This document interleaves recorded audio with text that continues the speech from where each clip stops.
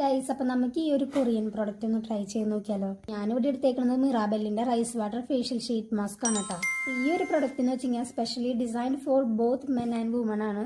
അപ്പം എന്തായാലും എല്ലാവർക്കും ട്രൈ ചെയ്ത് നോക്കി നോക്കാം. ഇന്ന് നമ്മുടെ അടുത്ത് കോമ്പസും കത്രയൊന്നും ഇല്ലാത്ത കാരണം ഞാൻ അങ്ങോട്ട് കൈകൊണ്ട് വലിച്ചു പൊട്ടി. കൊറിയൻ പ്രോഡക്റ്റ് ആണെന്ന് കണ്ടപ്പോഴേക്കും ഞാൻ അങ്ങോട്ട് ചാടി വീണെങ്കിലും പൊട്ടിച്ച് നോക്കി. പിന്നെ അങ്ങോട്ട് സമാധാനമായി.